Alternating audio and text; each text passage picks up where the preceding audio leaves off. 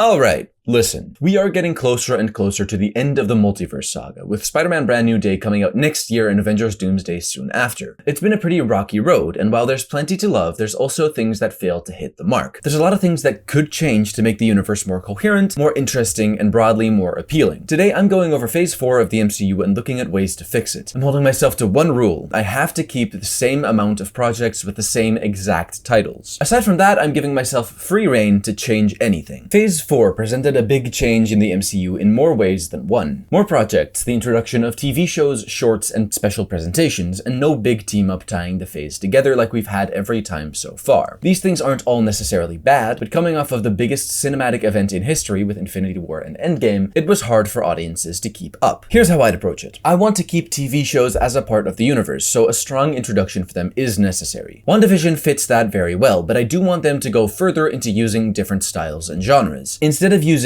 normal MCU filmmaking for the real world, I would prefer them leaning further into police procedural styles. If we need an in-universe explanation for that, we can have it be the Hex bleeding through and influencing the surrounding area. Other than that, the show is pretty good, and I don't dislike any of the elements individually, Ralph's aside, so we can keep this largely the same. From there, I want to make it very clear who the major players are in this saga. Therefore, I want to turn Falcon and the Winter Soldier into a movie. This could have been the first of a trilogy for Sam Captain America movies. I think a lot of the character work in the show is pretty good, but the plot got messed up with reshoots. We're keeping the focus on Sam and Bucky, with John taking up the mantle of Captain America in the film. An immediate change would be that I want General Ross to be president already. Instead of the Flag Smashers, the main villains would be the Serpent Society, with a bit more emphasis on their usual comic motivation. Make sure that it's clear that the Avengers have not reformed, and that the role of Captain America is also seen as the role of the guy to reassemble them. I want to set Valentina up in a major role throughout the saga, and this would be a great place to introduce her, in a similar way to what she did in the show. I don't particularly care for what Zemo and Sharon did in the show, but going to Madripoor is definitely something I'd be interested in seeing again. Really lean into the spy thriller thing that Brave New World kind of failed at delivering on. The central arc for Sam should be reconciling his loyalty to the military and the state with its deeply questionable actions. I think that Sam's ending speech, with some small changes, could be really interesting to keep in just as a character bit. I'd like to set up Sam's arc as inching away from trusting the government. It doesn't make much sense in the first place given his role in Winter Soldier and Civil War, but I can see it as him caving to public pressure after Steve takes a back seat, and slowly growing more and more confident when he definitively picks up the shield. That leaves one more thing to establish: the multiverse. There's not much that I think should be changed about Loki Season 1 because I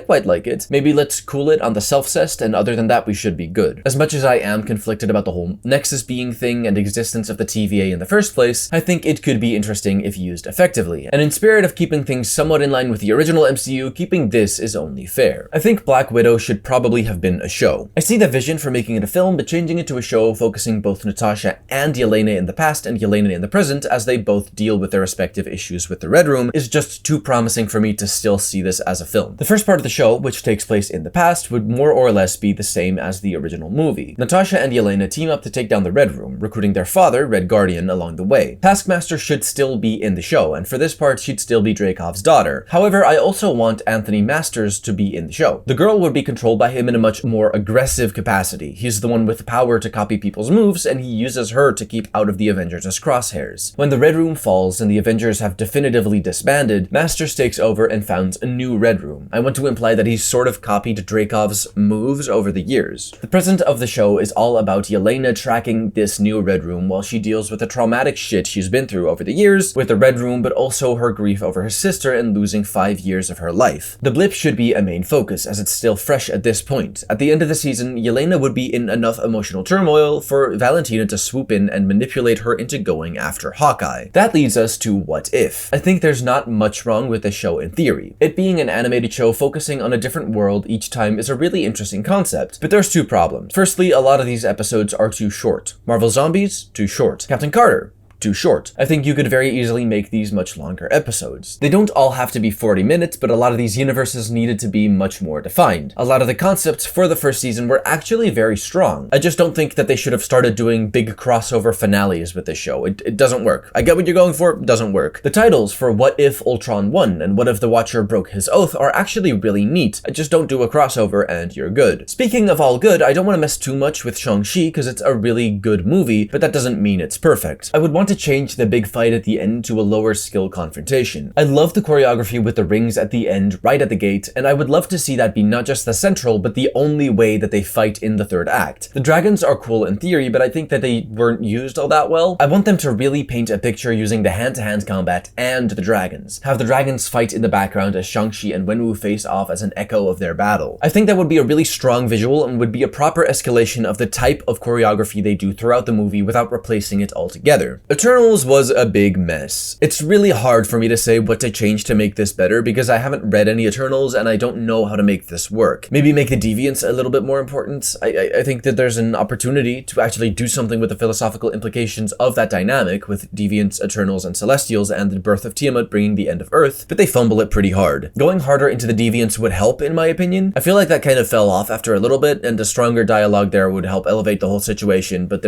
I don't think that would help to save the movie. Hawkeye is a pretty clear adaptation of Matt Fraction's run on the character. Between the first meeting of Clint and Kate and the Tracksuit Mafia, that much is clear. I do think that they would have profited from going a little bit further in adapting that run. The first step here is to increase the episode count and reduce the length of each episode. Go a little bit more sitcom with it. I like a lot of the things that they did in the show, like incorporating MCU lore into Kate's backstory, but the pacing is off and the show struggles for it. So here's what we're doing. It's a 12-episode season of 20 to 30-minute episodes. Some pretty major plot points from the show can be kept. The auction, Yelena, and the final fight at Rockefeller Center are pretty neat, so let's go for that. Echo can still be there too. That being said, I want to expand the world a little. The best part of the first collection of Matt Fraction's Hawkeye run is absolutely the tape, which heavily features Madripoor. I think it'd be great to have the Hawkeye show have an episode or two sit there just to have a stronger cohesion in the world, but also to escalate Fisk's plan. He wants something from there to gain more leverage in New York, but the Hawkeyes stop it. Nice little two-parter. Spider-Man No Way Home is a pretty messy film. There's definitely some disjointedness haunting it, so for this reason I want to keep it very simple. The Department of Damage Control is after Peter because he is Spider-Man, and that's making it difficult for him to be Spider-Man. Every time he goes out as Spider-Man, it has some negative consequence for the legal battle. The outside context would be that the events of Loki have weakened the barriers between the universes, but that can remain implicit for this film. When Spider-Man goes to Doctor Strange for advice on the whole situation, which leads into the spell, that is the reason it all goes wrong and opens stuff up. I want the court case to be a thing throughout all of the film. Whenever Spider-Man does anything publicly, it makes everything worse. It is fortunate then that Electro and Sandman are in the middle of nowhere. Dr. Octopus? Not so much. That's the first thing to affect the trial. Matt Murdock, his lawyer, can tell him that he gets the drive to help, but this is not the moment. Let someone else handle it. Spider-Man fighting Doctor Strange makes things much worse. The Department of Damage Control has made sure that strict bail restrictions were placed for Peter to ensure that he appeared in court. So, when Peter fails to appear in court, after his Doctor Strange ordeal, they come for him. That's when we get the apartment scenes with Green Goblin coming out, which was honestly the best part of the 3 MCU Spider-Man movies. With Aunt May dead and Damage Control on his trail, he's at his weakest, which is where the other Spider-Men can come in. I don't like the portal scene. I think that they should just slip through like the villains. Barriers are weakened, blah blah. The 3 of them find each other and work together to put everything right. Other than that, the changes that I like to make are more or less aesthetic. Practical effects, more inventive cinematography, less CGI, real sets, that kind of stuff. Moon Knight was super weird, man. The first episode was pretty good, and then the rest is just completely different in every way. I think it would have been better to stick closer to the source material here. No changing his origin story away from being hate crimed for being Jewish to some other stuff. No big CGI god battle at the end. Just adapt McKay's run or Lemire's run or one of 100 other good Moon Knight stories. I really liked Layla, maybe we can keep more of her in there, but aside from that, a really strict following of the comic story would be perfect for the show and the character. If that means that we have to go TVMA, that's perfectly fine. In fact, it's an important thing to introduce at this point, and there's no better character to do it with than Moon Knight. Doctor Strange in the Multiverse of Madness needed to be about the actual multiverse much more. It didn't really work. First off, I'm changing the villain from Scarlet Witch to Baron Mordo. It was set up in the first film and allows for much better development for Wanda, who should still be in the movie. Mordo has long known about the multiverse, and after Doctor Strange's spell from Spider-Man No Way Home, he knows he has to do something about Strange before he causes an incursion that destroys the universe. Mordo has been siphoning the mystical energy from magic users since the ending of the first Doctor Strange film. The main goal for the first act is to get Strange, Wanda, America, and Mordo in the same room. We keep the wedding and Shumagorath's attacks, which account for 2 of them. Mordo should steal the Darkhold. With the sheer power Mordo has after stealing energy from other magic users for so long, Wanda fails to prevent him from taking it. Mordo opens a portal to Kamartaj, where Strange and America are, and Wanda follows through the portal. With 4 of them in a room together, a fight is the next natural step, with the Darkhold falling in the middle. The second act should be an elaborate chase through the multiverse, using various universes as vast terrain for a magical and dynamic set of action sequences. That should get much more attention than it did in the movie we got. The Illuminati can be entirely cut in favor of more use of the multiverse. They're not always in the same universe as each other, as America is the only one that can actually travel between universes on her own. Mordo dreamwalks to follow her. It turns out that Strange, Wanda, and Mordo all have their own reasons for wanting the Darkhold. Wanda wants to find her children, who she can hear and locate only through the Darkhold. She just hasn't had the time to learn how to actually find them yet. Mordo wants the Darkhold because it allows him to take the magical abilities from every wizard on Earth, his overall goal. Strange's reason for wanting it should be obscured for the entire film until we get to Evil Strange's dimension that has already been struck with incursion. At this point, Mordo has successfully obtained the Darkhold and taken the others hostage. Strange's dead sister was his motivation for becoming a doctor, and now that he is capable of magic, it's his main priority to get her back. We've seen how obsessive he can be in What If, and this is no different. The Darkhold could let him get her back, so he wants it. They all want it, and that's a reason for them to be chasing each other. Strange, Wanda, and America can't leave Mordo alone with the Darkhold for long, because then he gets what he wants. And at the end of the film, that's just what happens. This is a time at which the three main characters have all directly confronted their issues. Strange has been called out on his obsession with his sister and general inability to let go. Wanda has seen what long-term exposure to the Darkhold can do to someone and how unreliable it really is, and America has seen that her own tendency to distance herself from everyone around her causes them and herself pain, in this case getting kidnapped by a psychotic wizard. He goes to Mount Wundagore after kidnapping Wanda and America and successfully takes away every wizard and witch's magical abilities. That is, all of them in that universe. Strange uses the incursion-riddled world's own version of the Darkhold to dreamwalk into Zombie Strange and attack Mordo. America and a now powerless Wanda dash for the Darkhold as Mordo faces off against Strange. When Wanda picks up the Darkhold, she gets access to her magical powers again and uses it to cast Reality Erasure, imploding Mount Wundagore with her, Mordo, and Zombie Strange inside. America escapes with a portal. In the post-credit scene, Clea comes to pick Strange up and tells him that his Earth is set to be the focal point for a series of incursions that threaten all of reality and that she needs his help to stop it. Moving on to Ms. Marvel, that felt a little awkward to me. At first, that was the right kind of awkward because that was the point of the character at that time, but they let go of that too early. I wasn't really the target demo for this, and I feel that a lot because I just don't really care too much about this. The usage of the Department of Damage Control was really interesting, so I definitely like to see more of it, but for the time being, all I'll say is that I want to see more of the things that the show was doing. It didn't hit for me, but it was pretty popular, and I'm sure that that was for a good reason. Something that wasn't very popular, on the other hand, was Thor Love and Thunder, which was a big disappointment. I'm not as fond of the comic it's based on, Thor God of Thunder, as most people, but I think that there are crucial elements from it that would have made this story much better. For one, this should not be a comedy. Tonally following the book more would already be a big step to making it better. The comic followed Thor across 3 parts of his life, the past, present, and future. For this film, I don't want to do the exact same thing, but I do want to follow 3 Thors. Firstly, there's Thor Odinson, who is still reeling from Endgame and Infinity War. He has been training to get back into shape, but is overwhelmed by the feeling that he can never get back to the level of strength he had previously during Ragnarok and Infinity War. Secondly, there's Jane Foster, who was diagnosed with terminal cancer and sought a magical solution in New Asgard, only to be afforded the powers of Thor through Mjolnir. Finally, we're introducing Beta Ray Bill. After extensive genetic engineering and the addition of cybernetic implants to make him as powerful as possible, Bill was imprisoned on Sakaar, where he was forced to fight for the entertainment of the Grandmaster. After the rebellion, he left Sakaar by taking a spaceship called the Scuttlebutt, placed in status while the ship tracks down Thor.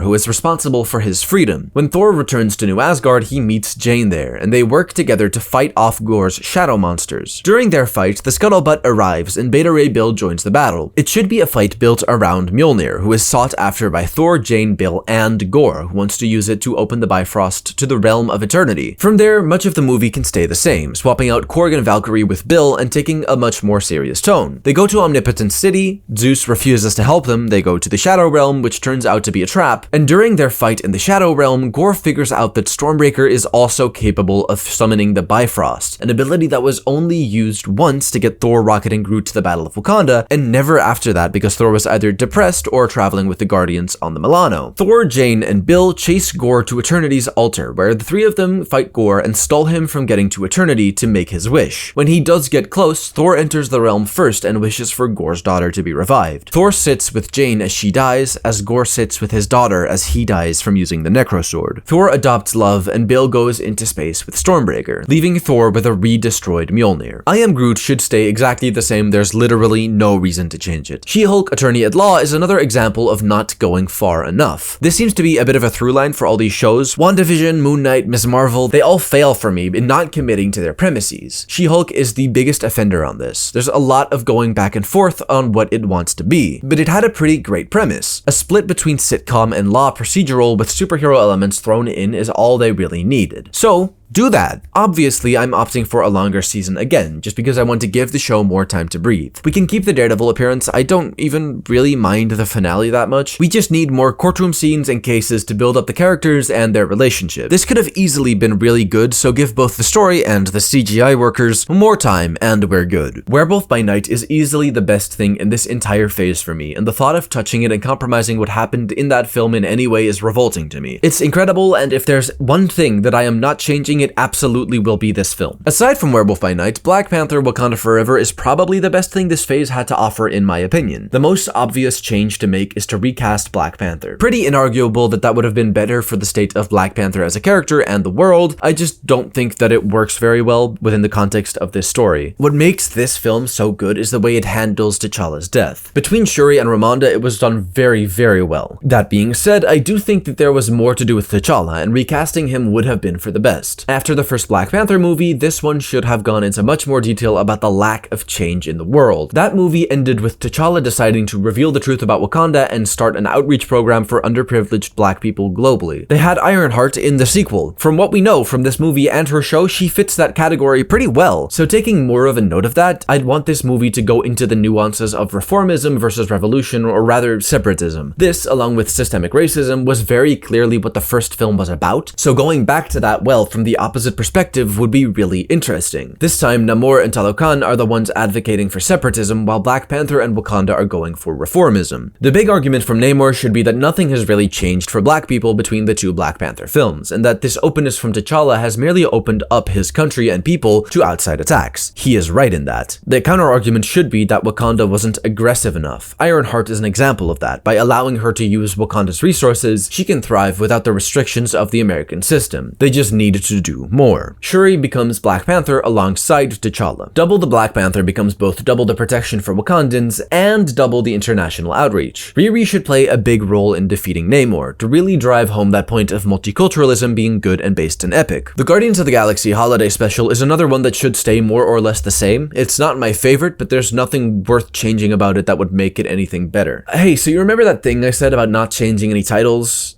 Technically, I'm sticking with that, but I'm also choosing to add another film. To give this phase a proper ending, I'm adding Avengers Gamma War. It's no secret that Marvel can't make a Hulk movie. They made a Captain America movie with Hulk characters instead, but Avengers would work better. After Falcon and the Winter Soldier, Captain America unites the Avengers. He recruits Bucky, Shuri's Black Panther, Hulk, and Shang-Chi. He tries to get Clint in on it too, but he's retired, so Kate takes his place. With this team composition, we already have an interesting dynamic baked into the movie. Black Panther and Winter Soldier obviously have their issues with one another. Hulk and Bucky are both more experienced with their powers, while Shang-Chi, Shuri, Kate, and even Sam are all still trying to prove themselves in various ways. They're not only taking over the mantle of their respective superhero identities, but also that of Avengers. There's pressure on them to perform well, both individually and as a team. Hulk's refusal to go out into the field adds another complication, as they're by far the least powerful version of the team in this universe so far, inviting challenge from the media and villains alike. It's very important for me that this film is closer to the first two Avengers films. They were very focused on the characters and their interactions, with the villains and their plans becoming a secondary consideration. In this case, I want to take some inspiration from Captain America Brave New World, with the leader being the main villain and creating the Red Hulk as a physical threat. Ross exploits the leader to extend his life and get into the White House. From captivity, he was able to manipulate the world into a favorable position for him. After Sam recruits the heroes and the initial disagreements between the characters have formed, they're called away to Washington, D.C., where a big gamma-infused monster is rampaging around. The Avengers fail to contain the monster due to their lack of cohesion as a team. Each of them individually can and have worked together with others, but their continued attempts at showing how capable they really are put them in risky positions, which gets punished by the big scary monster. They get lucky, the monster collapses from a heart attack or radiation poisoning, and they pick themselves up. Ross comes out and thanks them, dropping plenty of backhanded compliments. Shuri notes that she's not an Avenger to work as America's president's personal bodyguard, and leaves. From there, the only things that are really important to push through is that they're working on working together, and that the leader creates Red Hulk and poisons Bruce to bring out the normal aggressive Hulk form. Those fight each other, but also rampage around DC. Avengers are damage control and have to find a way to take them both down. In contrast to how they operated at the start of the film, this is them working together at their finest, so they managed to take down both of the Hulks and prevent the leader from unleashing his final gamma bomb to not only make Ross look bad, but also to mark him in history as the president under whom the biggest city in the United States turned into monsters. Regardless, the leader still somewhat wins, like he did in Brave New World. I'm leaving the second act open because it can go so many different ways, and, well, time. But it should be all about defining these characters, because that's the biggest issue with Phase 4. The characters scarcely appear more than twice, and they lack strong, distinct personalities. I don't think Avengers 5 was ever going to be truly great, but a small-scale, character-driven story was the only way to even remotely make it work. Phase 1 and 2 didn't really have much to do with the Infinity Stones. They appeared as background elements and MacGuffins, but only in Phase 3 did they really become important. They appeared as background elements and MacGuffins, but only in Phase 3 did they really become important. The Multiverse Saga's biggest mistake was not knowing whether it wanted to do that again, or to make the multiverse more important to the story. That ended up making it messy and unfocused, with too many characters and too few recurring plot threads. It needed to be smaller. The frustrating thing about this video is that there's so much to say about each of these movies and shows. They could all have been great with more time. However, they weren't. There's exceptions, of course, but most of these are also individually messy films. Let me know in the comments which of these movies or shows was the most frustrating for you and how you would clean them up. That being said, don't forget to watch Werewolf by Night or rewatch it if you've already seen it, and have a good one.